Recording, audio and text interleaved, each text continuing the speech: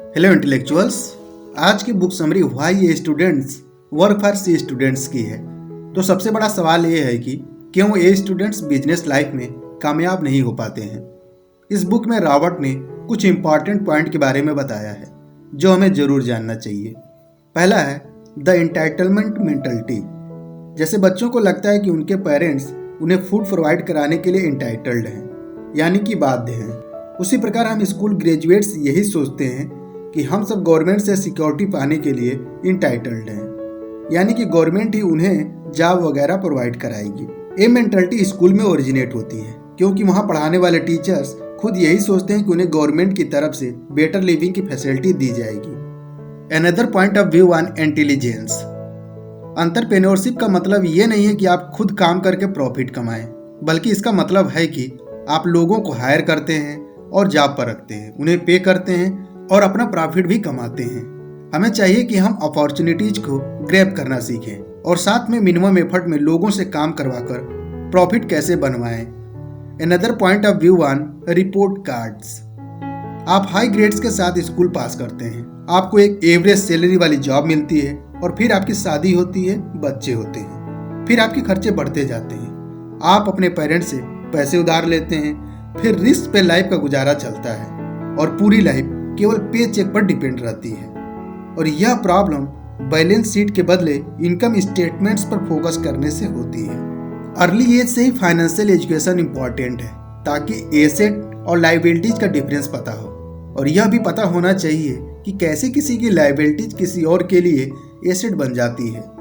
Example के लिए आप किसी को पैसे इंटरेस्ट पर देते हैं तो यह पैसा उस व्यक्ति के लिए लायबिलिटीज है लेकिन आपके लिए एसेट है। इसी प्रकार बैंक से लिया गया लोन आपके लिए लायबिलिटीज है लेकिन बैंक के लिए एसेट है, और जिसके पास जितना एसेट होगा वह उतना ही अमीर होगा।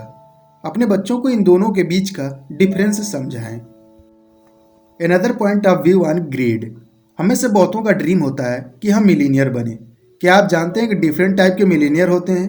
फर्स्ट है नेटवर्थ वाले मिलीनियर। ये वो लोग हैं जिनकी प्रॉपर्टी की वर्थ ज़्यादा होती है लेकिन इनका कैश फ्लो उतना नहीं होता, इसलिए उन्हें डेली एक्सपेंस की फिक्र रहती है। सेकंड होते हैं हाई इनकम वाले मिलीनियर, जो हर मंथ पेचेक लेते हैं और उनके पास काफ़ी कैश रहता है लेकिन ये फिर भी रिस्क साइड पर हैं क्योंकि उनकी जॉब कभी भी जा सकती है।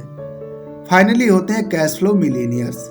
ये वो लोग हैं जिन्हें अपने एसेट से कैश मिलता है और ये सच में काफ़ी रिच होते हैं। आप अपने बच्चों को मिलीनियर्स के बीच का डिफरेंस बताएं, उन्हें डिफरेंट पॉइंट ऑफ व्यू से चीज़ें समझाएं, उन्हें पूरी फ्रीडम दे जो वे बनना चाहते हैं। Another point of view on डेब्ट। रिच बनने का एक सबसे एफिशिएंट तरीका यह है कि डेब्ट अपने फेवर में यूज करना सीखें। जैसे कि आप लोन लेकर घर बनवाते हैं, उस लोन का EMI 10,000 पर मंथ देना पड़ता है लेकिन उस घर से रेंट के रूप में आप 15,000 पर मंथ कमा रहे हैं। इसका मतलब ये है कि आपने डेट को अपने फेवर में यूज किया।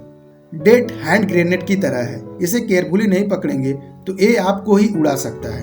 अपने डेब्ट से गोल्ड बनाने के लिए आपके पास प्रॉपर फाइनेंशियल एजुकेशन होनी चाहिए।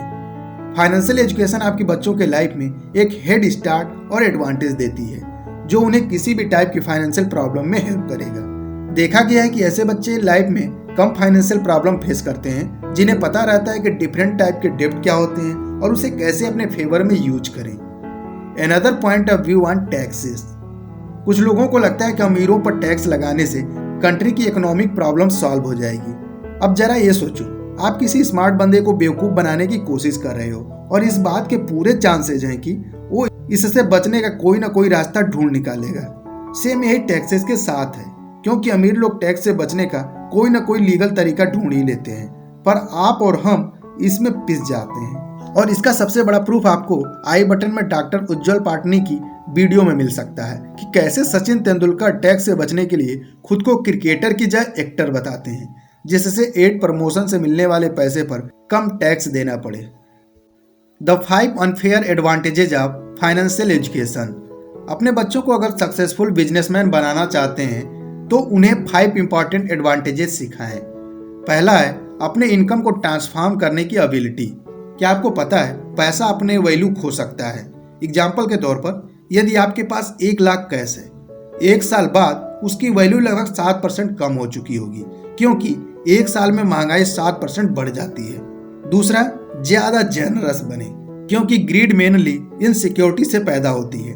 अगर आप पूरी तरह सिक्योर फील करेंगे तो ज्यादा जेनरस होंगे। तीसरा है लोअर टैक्स, यानी कि टैक्स में छूट। चौथा है अमीर बनने के लिए डेट यूज करें, लेकिन यह आपको हैंडल करना आना चाहिए। पांचवा, अपने इनकम के मीन्स एक्सपेंड करें। जैसे कि आप एक कार खरीदना चाहते हैं तो इसे ना लें, बल्कि उस पैसे से कोई दुकान खरीद लें और उससे होने वाली इनकम से कार खरीद लें। कुछ और एडवांटेजेस हैं, जैसे इमोशनल इंटेलिजेंस, वेल्थ जमा करने के डिफरेंट तरीके समझें, अपने एसेट प्रोटेक्ट करके रखें, यंग एज में ही रिटायर होने की सोचें। आजकल लोगों के पास एटलीस्ट 2 प्रोफेशन तो होने ही चाहिए, एक सेल्फ प्लीजर के लिए और एक पैसा कमाने के लिए। यदि आपने इस बुक के फर्स्ट पार्ट की समरी को नहीं देखा है तो आई बटन पर क्लिक करके जरूर देखें। आशा करता हूं कि इस बुक समरी से आपकी फाइनेंशियल नॉलेज कुछ तो इम्प्रूव हुई होगी। अगर ऐसा हुआ है तो वीडियो को लाइक करें और चैनल को सब्सक्राइब करें। तो मिलते हैं आपसे नेक्स्ट वीडियो में, तब तक के लिए जय हिंद।